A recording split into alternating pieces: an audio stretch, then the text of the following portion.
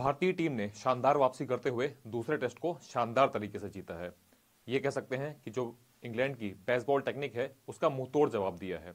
आज की इस वीडियो में हम इन 4 पॉइंट से समझेंगे कि आखिर इंग्लैंड कैसे अपने बेसबॉल टेक्निक में ही फंस के रह गया। तो इस वीडियो को अंत तक जरूर देखिएगा।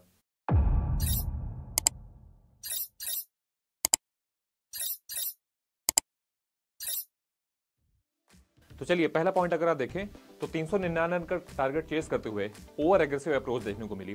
चौथे दिन का जब खेल चालू हुआ तब इंग्लैंड टीम का स्कोर था 67 रन पे 1 विकेट। उसके बाद जिस तरह से ओली पोप ने एक आक्रामक शुरुआत दिखाने का प्रयास किया, उससे समझ में आ रहा था कि जो टीम है वो एग्रेसिव अप्रोच के साथ जाएगी और जो 400 रन का लक्ष्य है उसको चेस करने के लिए जाएगी।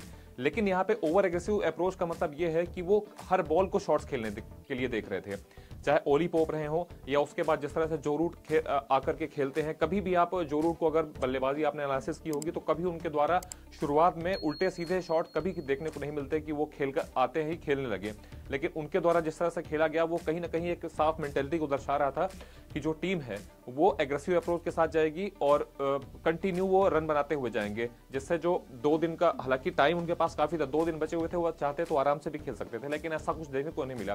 कुछ पॉइंट से भी हम समझ लेते हैं कुछ। तो अगर देखें जो रूट की दूसरी पारी तो 16 रन बना करके 16 रन बनाए उन्होंने 10 बॉल खेल करके, जिसमें से 160 का स्ट्राइक रेट रहा है, ठीक है। और चौके छक्के की बात की जाए तो 2 चौके और 1 छक्का उन्होंने लगाया। दूसरे इनिंग की बात है ये। अगर बॉल टू बॉल की बात करें तो पहली गेंद में 4 रन लगाया, दूसरी गेंद पे डॉट, तीसरी पे चौका, चौथी डॉट, 5वीं में 1 रन, छठी डॉट, 7वीं में छक्का लगाया, 8वीं डॉट, 9वीं पे 1 रन और 10वीं गेंद पे आउट हो गए। तो ये कहीं ना कहीं एक जिस तरह का जो रूट का एक मतलब मेंटल आप ये कह सकते हैं स्ट्रक्चर जिस तरह से डेवलप किया गया था कि जाते ही रन बनाने को देखना है, बहुत ज्यादा मतलब बॉलर्स को हावी नहीं होने देना है। ये जो एग्रेसिव ओवर एग्रेसिव अप्रोच थी उसके कारण ये हुआ। इस तरह अगर आप देखिए ओली पॉप जो कि एक शानदार बल्लेबाज है, पहले मैच में जिस तरह से देखा था आपने, उन्होंने सैकड़ा लगाया था और भारतीय टीम के मुंह से वो जीत छीन ली थी। इधर आप दूसरी पारी में देखेंगे तो 23 रन बनाए उन्होंने 21 बॉल पे। अमूमन ये जो स्ट्राइक रेट है आपको 109.50 का दिख रहा है, ये स्ट्राइक रेट हमेशा ही आपको देखने को मिलेगा वनडे या T20 में, लेकिन यहाँ पे वो टेस्ट मैच में लेकर के चल रहे थे।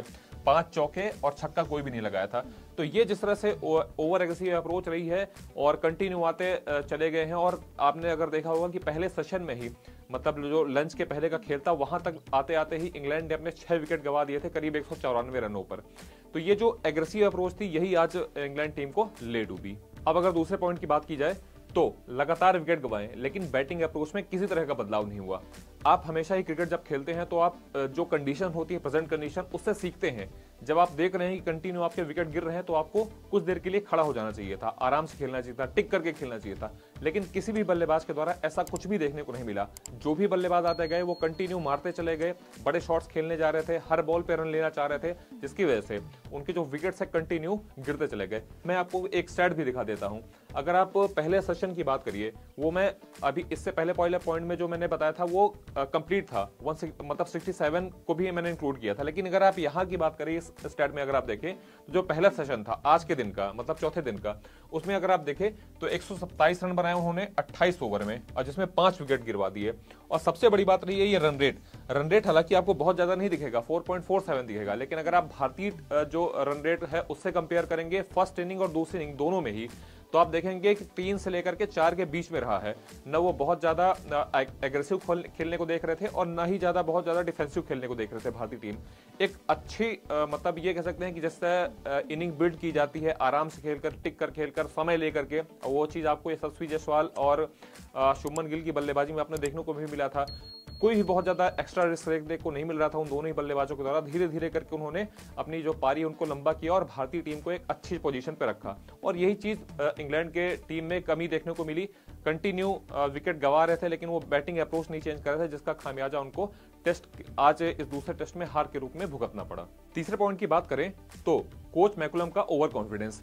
हालांकि जो प्री मैच इंटरव्यू होता है उसमें जब एंडरसन से बात की गई तो उन्होंने कहा कि अगर कोच से उनकी बात हुई एंडरसन की, तो कोच ने ये कहा, कोच ब्रेंडन मैकुलम ने ये कहा कि अगर भारतीय टीम 600 रनों का लक्ष्य देती है तो भी उसको हम चेस करने जाएंगे। इससे ये स्पष्ट होता है कि अगले दिन इंग्लैंड की टीम चेस करने जाएगी ही जाएगी, चाहे जो भी हो जाए। कई बार आप देखते हैं कि जो बड़ा टारगेट होता है तो कोई भी टीम होती है उसको चेस करने नहीं जाती है, कोशिश करती है कि मैच को खेल करके निकाल दिया जाए, उसको ड्रॉ करके खत्म कर दिया जाए ताकि बहुत ज्यादा पॉइंट आपके ना गंवाने पड़े। लेकिन यहाँ पे अप्रोच और जो आप ये कह सकते हैं कि एक दिशा थी वो एकदम क्लियर थी कि हमें जाना है पीछे और चेस करके दिखाना है। हालांकि अगर आप बात करें बेसबॉल टेक्निक की तो बेन स्टोक्स के साथ मिलकर के पिछले काफी टाइम में अगर आप देखें तो जो रिकॉर्ड रहा है ब्रेंडन मैकुलम या इंग्लैंड टीम का काफी अच्छा रहा है। लेकिन एक कहते हैं ना कि कॉन्फिडेंस और ओवर कॉन्फिडेंस में एक पतली सी लकीर होती है। जो चीज आपको कॉन्फिडेंस देती है उसी का जब आपके अंदर एक अहम आ जाता है तो वो ओवर कॉन्फिडेंस में बदल जाती है, और वही चीज अप्रोच वही देखने को मिली। हम आपको स्टैट भी दिखाते हैं, हालांकि स्टैट आपको आज के परिणाम से बिल्कुल अलग दिखेंगे।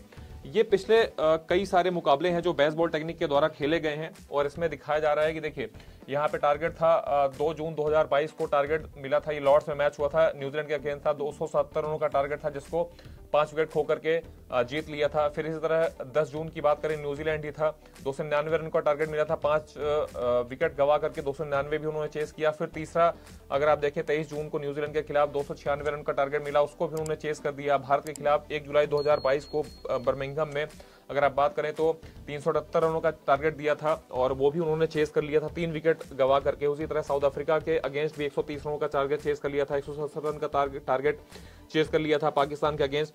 न्यूजीलैंड के अगेंस्ट 2000 इस साल अगर आप बात करें 24 फरवरी को, अभी पिछले महीने की बात है, माफ कीजिएगा पिछले साल की बात है कि यहाँ पे 258 रन का जो टारगेट है वहां पे वो हार गए थे, 256 ही बना पाए थे। आयरलैंड के खिलाफ तो कोई टारगेट था ही नहीं। ऑस्ट्रेलिया के खिलाफ 371 रनों का टारगेट था 28 जून 2023 को, उसमें 327 रन बना पाए थे। और आखिरी अगर आप देखेंगे तो 6 जुलाई 2023 को 251 रनों का टारगेट था जो कि ऑस्ट्रेलिया ने दिया था, और इसमें इंग्लैंड की टीम विजयी रही थी। तो ओवरऑल अगर देखा जाए तो इनके रिकॉर्ड अच्छे हैं, लेकिन जैसा हमने शुरुआत में ही कहा कि जब कॉन्फिडेंस आपको जो चीज देती है उसी कारण कहीं ना कहीं आपको ओवर कॉन्फिडेंस भी आ जाता है, और वही चीज आप देखने को मिली। उनको ये लगा कि ये टारगेट भी चेज हो जाएगा, और वहीं पे वो गलती करके जो अप्रोच उन्होंने ली वो गलत रही है, और इसकी वजह से उनको खामियाजा भुगतना पड़ा। आखिरी पॉइंट की बात की जाए तो बुमराह और अक्षर के बाद कप्तान ने अश्विन को इंट्रोड्यूस किया। आपने अगर देखा होगा आज यानी सोमवार के दिन जब चौथे दिन का गेम चालू हुआ तो कप्तान रोहित शर्मा ने बुमराह और अक्षर पटेल के साथ अटैकिंग गेंदबाजी की शुरुआत की। ठीक है, इसके बाद क्या हुआ कि एक चेंज के बाद अश्विन को लाया। अश्विन ने ऑली पॉप का विकेट निकाला, उसके बाद उन्होंने जो रूट का विकेट निकाला, और कंटिन्यू जब बैक टू बैक 2 विकेट निकल गए उसके बाद कंटिन्यू जो विकेट गिरते रहे, वो जो एग्रेसिव अप्रोच की हमने बात की थी, ओवर एग्रेसिव अप्रोच की बात की थी, उसको देखते हुए कंटिन्यू विकेट गिरते चले गए और लंच तक ही 194 रनों पर 6 विकेट गिरा दिए थे।